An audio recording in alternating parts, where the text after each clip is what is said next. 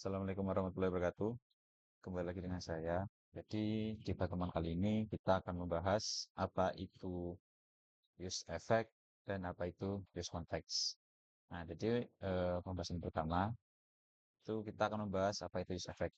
Use effect adalah salah satu hook dalam React dan digunakan untuk menangani efek samping atau set effect dalam komponen fungsional.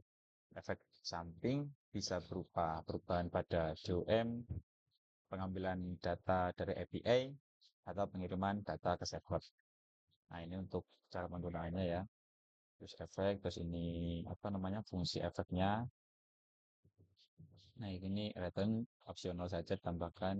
Terus ini dependensi opsional. Nah, jika ingin mengontrol kapan fungsi efek dijalankan, kita dapat memberikan array sebagai argumen kedua use effect. Hmm. Nah, ini untuk penggunaannya macam-macam ya. Ada di sini ada komponen eh, di render gitu ya. Terus ada lagi perubahan state reactivity. Di sini dijelaskan yaitu ini selalu update data di sini ya. Jadi dia akan eh, ya dia jadi di sini adalah sebuah inputan mulai dari kuantitasnya berapa, harganya berapa. Nah, otomatis dia akan mentotal, subtotal dari kuantitas dikali harga. Nah, maka hasilnya akan langsung auto muncul di sini. Gitu ya. Lalu ada juga ini animasi penggunaan timer, ada fetch data dari API. Nah, kita akan mengambil studi kasus yang menggunakan fetch data. Jadi di sini kita deklarasiin dulu use effect-nya gitu ya.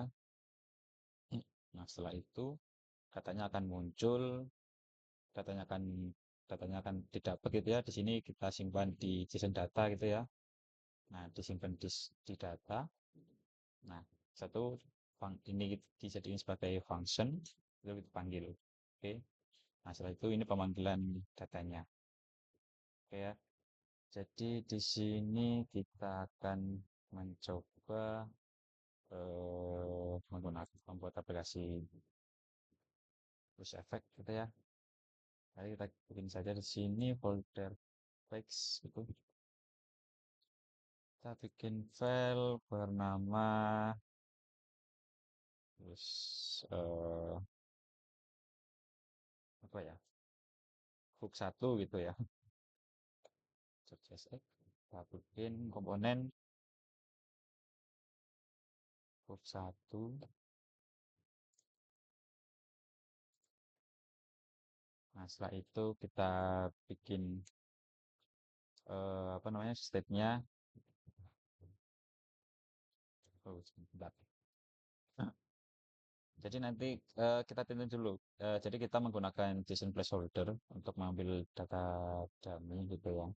Nah, ini cara pakainya. Nah, jadi di sini saya mau pakai yang ini ya, post data. Oke. Post data kayak gini. Gini aja ya. Use object gitu ya. Nah, setelah itu gini kita di sini kita bikin function fetch data gitu ya.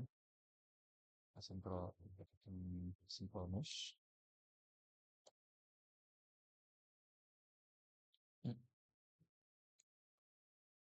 Jika error, kita definisikan error gitu. Nah, jika berhasil, kita bikin respon await, await fetch. Nah, ini tadi kita masukin. Ini dimasukin, paste. Nah, kita perlu mengambil ini ya, post ya. Kita tambahkan post. Oke, selesai. Nah, setelah itu kita konversi jadi file JSON gitu ya. Nah, setelah itu kita simpan datanya. Cons data, set data, kita pilih state-nya gitu ya. Karena ini datanya akan berupa array. terus set data. Oke, selesai. Ini kita tambah kayak gini, kita kosongin saja. Nah, setelah itu kita bikin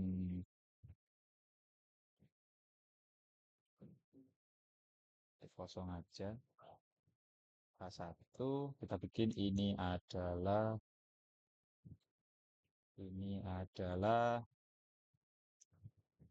penggunaan use effect. Oke ya. Oh, fetch data. Oke, nah ini fetch datanya belum dipanggil, gitu ya. Nah, mantap. Nah, setelah itu kita panggil hooknya di sini. Ini kita hapus saja semua.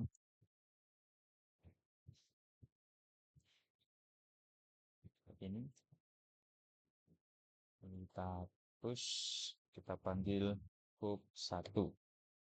Oke, kita lihat ini ya. Nah, ini adalah penggunaan use effect. Oke, sudah berhasil ya. Cuman kita belum melihat tampilannya itu seperti apa. Dari sini itu kita akan mencoba menampilkan datanya, console log data gitu ya. Kita lihat di sini di konsol.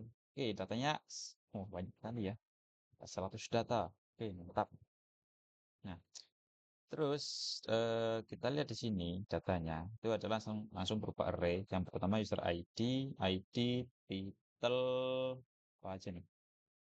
Title, udah gitu aja ya. Oh, udah.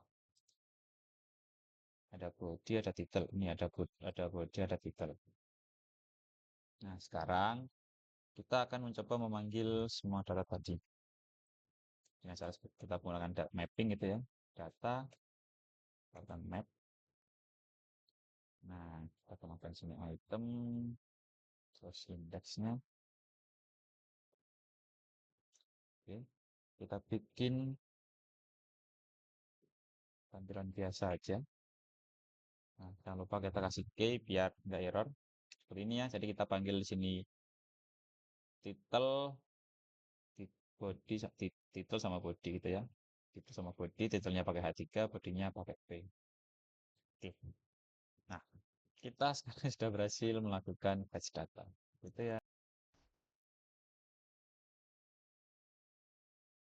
Jadi kayak gitu. Oke, simpel bukan? Ya, fetch data. Ya, soon out. Nggak tahu ya ini tulisan apa ya. Namanya juga data dummy. Ini seperti ini. Ini banyak. Ini eh, muncul sebanyak 100 gitu ya. Ini kelihatan nih, totalnya 100. Nah, ini ya kalau nggak percaya ya, bisa kita cek sih. Ini titel pertama adalah apa ini? Soon out face rate apa nih? Nggak tahu ya. Ya. Ini ya, bagian titel ya. Ini ada, bodinya juga ada. Oke, mantap. Itu untuk use effect. Jadi use effect itu intinya adalah kita panggil dulu use effect-nya sampai terpanggil di sini. Nah, setelah itu kita mau render data apa. Misal ambil data atau data gitu ya. Sama di sini. Oke, seperti itu.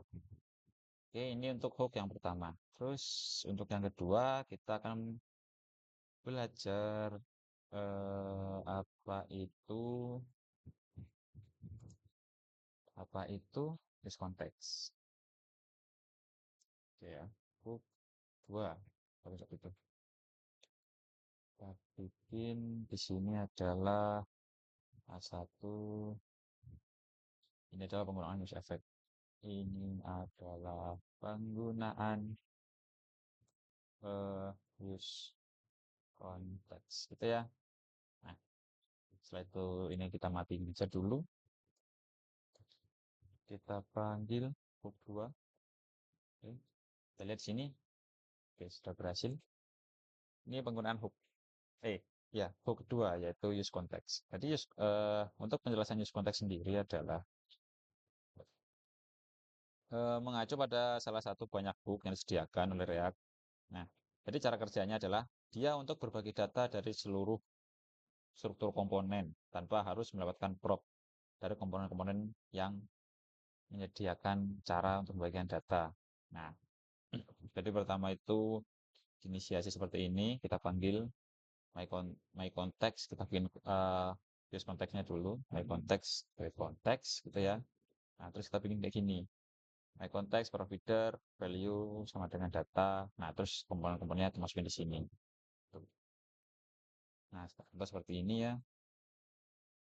Nah, ini kita bikin komponennya. Terus ini cara penggunaan di komponen yang membutuhkan use context. Nah, jadi eh, bentar kita lihat dulu. Oke. Contohnya seperti ini. Di sini kita bikin sebuah folder dulu namanya komponen gitu ya.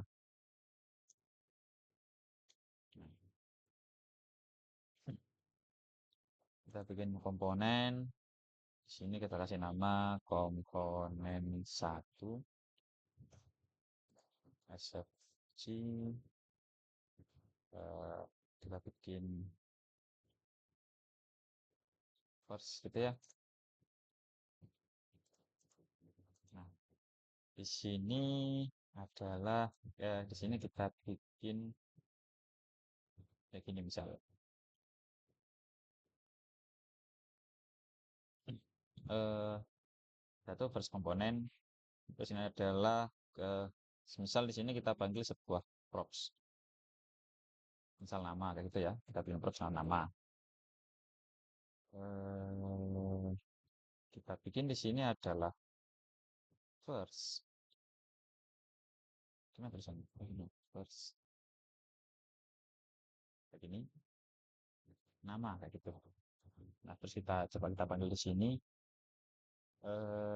di di sini top 2 ini kasih silang aja top 2. Nah, kita panggil eh, komponen satu. Komponen komponen satu. Mana enggak ada? Oh, sorry, first. Eh, kita lupa namanya guys ya. Oke. Nah, di sini dia membutuhkan sebuah props gitu ya yang bernama nama. Di sini kita tentuin di sini namanya adalah ons nama adalah eh, Sunarto itu misalnya Su Sanjoyo biar agak lagi kita masukin di sini nama gitu ya.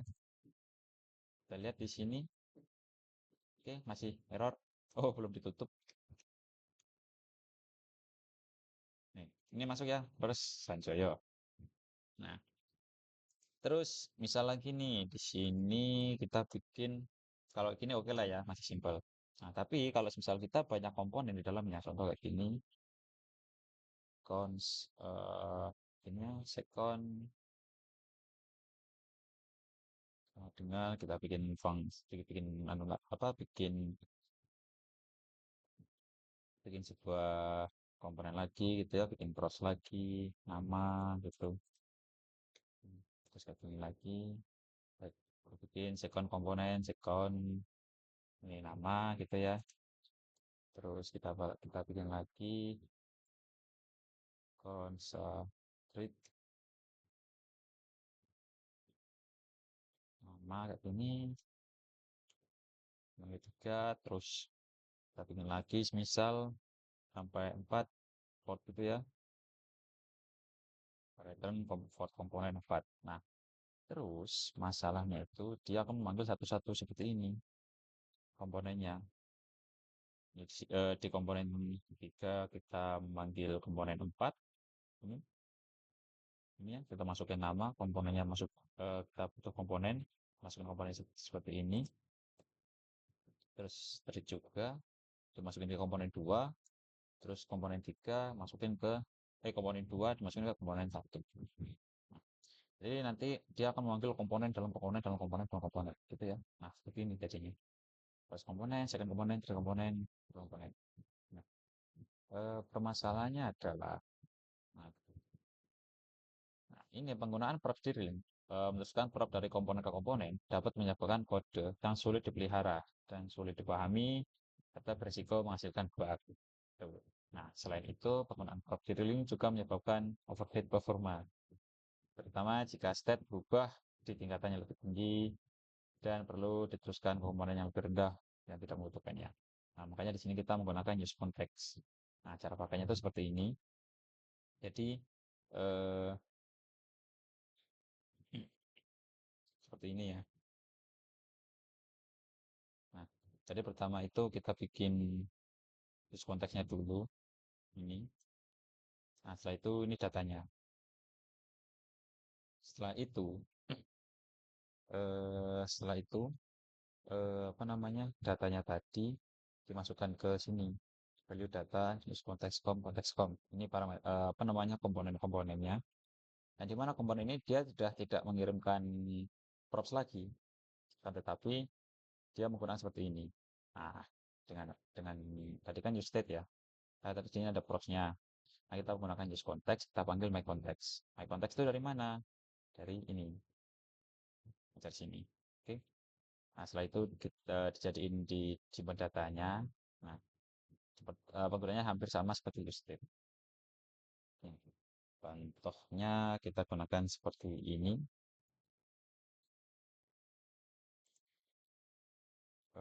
Book 2 gitu ya. Nah, sini misal. Nah, di hook 2 kita bikin begini export. Langsung kita ekspor. Kita bikin namanya adalah main konteks itu ya. Konteks sama dengan create konteks. Ini ya. Nanti akan memanggil. Oke, seperti itu. Seperti ini tadi. Export, oh sorry, lupa. Nah, setelah itu di sini kita gunakan konteksnya seperti ini. Jadi misal di sini kita bikin sebuah data misal yaitu sama Sanjoyo tadi. Nah, di sini kita gunakan seperti ini. Kita panggil my context aggregator terus value-nya apa. Ya. Nah, terus begini. My context dot provider. Nah, value-nya adalah nama gitu ya. Terus kita tutup. Nah, terus di sini komponen apa aja yang membutuhkan gitu ya. Misal di sini kita panggil hook 2. Nah, terus di hook 2 ini kita atur, ini kita hapus itu fonts nama wis konteks. Kita coba ya, ini bisa nggak ya? My konteks. Oh, bentar, my konteksnya nggak panggil. My konteks. Sedangkan di sini namanya adalah Sajoyo. Kita lihat apakah error. Oke, hilang. Nah, karena apa? Karena di sini itu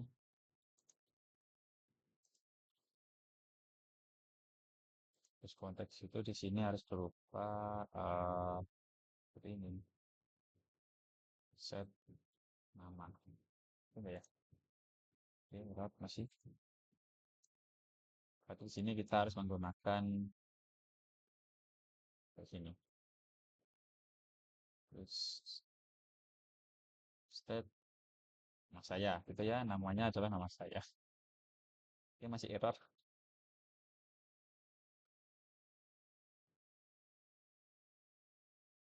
Nama set nama.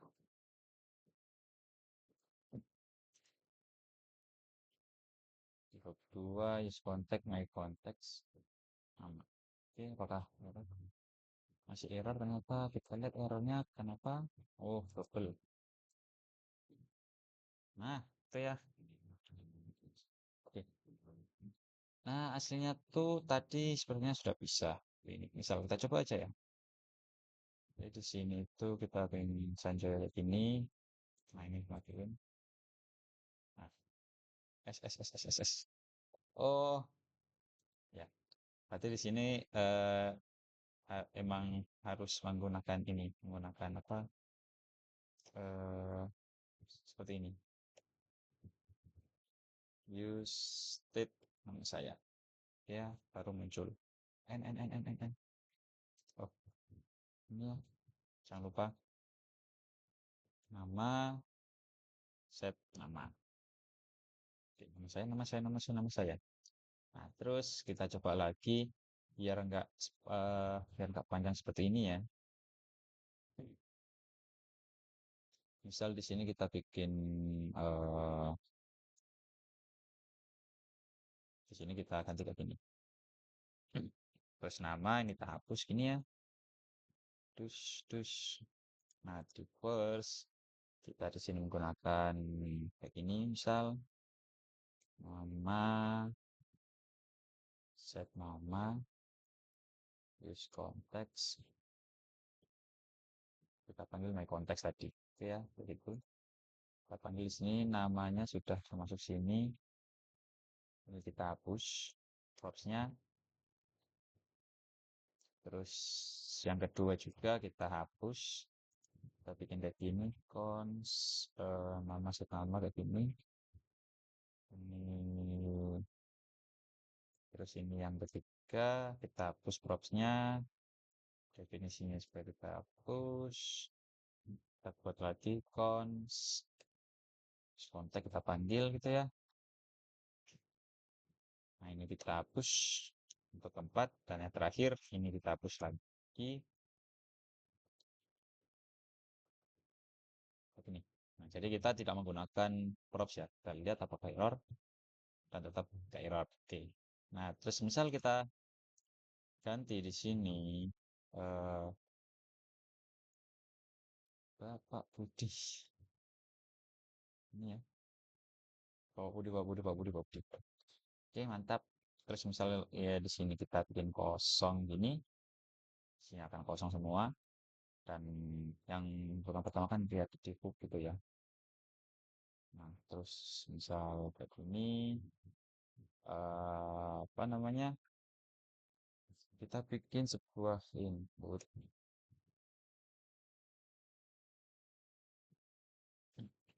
yang mana inputnya itu adalah bervalue nama terus seperti ini. Gitu ya. Nah, ini nama. Nah, berhasil ya. Nama adalah siapa? Saya juga siapa? Jadi kayak gitu. Nah, terus misal misal lagi nih kita bikin sebuah kelipatan misal ya. Ini kita bikin kita di sini adalah nol gitu ya. Berarti dia adalah integer. Nah, terus di hop 2 ini eh ini untuk mengambil datanya ya dan nol semua. Nah, di sini bedanya adalah eh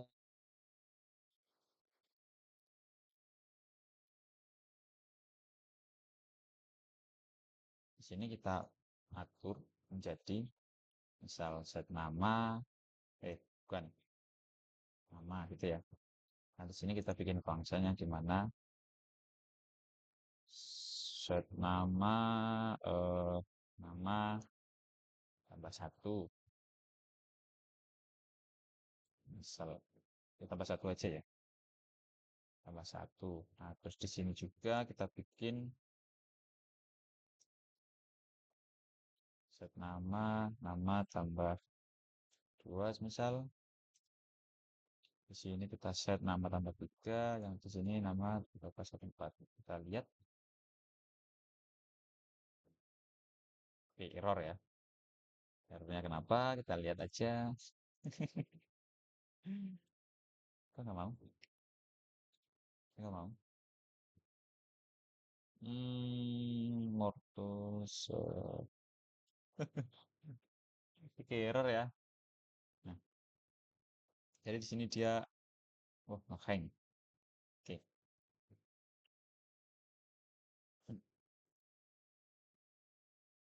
kita ubah lagi. Hmm,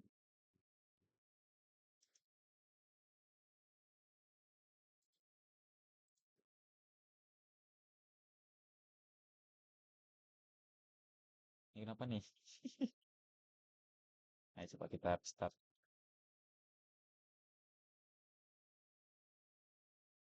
Coba kita restart. Begini. Oh, nggak bisa. Sudo nggak ding. npm lanjut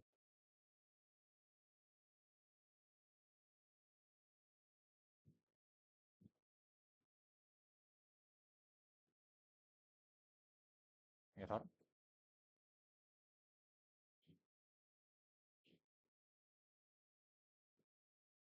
Oh, enggak. Tadi ngehang ya ternyata. Eh, ya jadi seperti itulah. Jadi penggunaan use context sendiri itu intinya adalah agar tidak terjadi penumpukan pada penumpukan komponen. Oh, sorry sorry. Penumpukan props dalam komponen. Nah, jadi seperti ini. Oh, tadi itu harus seperti ini ya. Belum tak hapus ini. Nah, jadi di sini tuh dia tidak membutuhkan apa yang namanya props. Nah, jadi misal kayak gini kita pisah-pisah kayak gini ya. Komponen 2.csx misal, terus kita bikin lagi komponen 3.csx.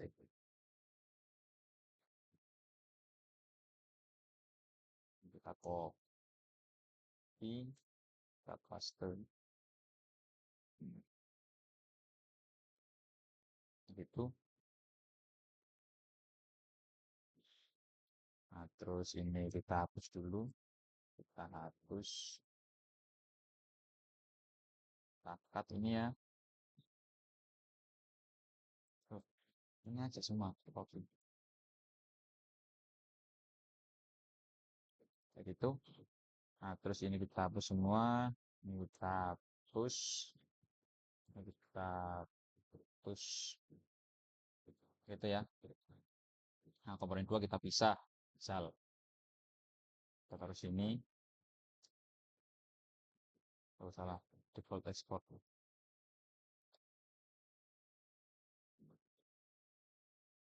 Itu second. Terus ini kita cut juga. Pindahkan komponen. Kayak ini. Default export. Oke. Nah, terus di komponen 2 kita panggil komponen 3 gitu ya. Treat. Apa namanya? Treat. Dia nggak mau. Oh,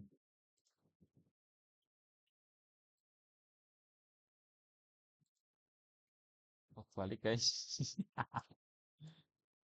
Export default second. Export default treat. Gitu ya. Kita panggil treat kayak ini. Terus kita panggil juga. Oh, enggak. Kita panggil second di sini.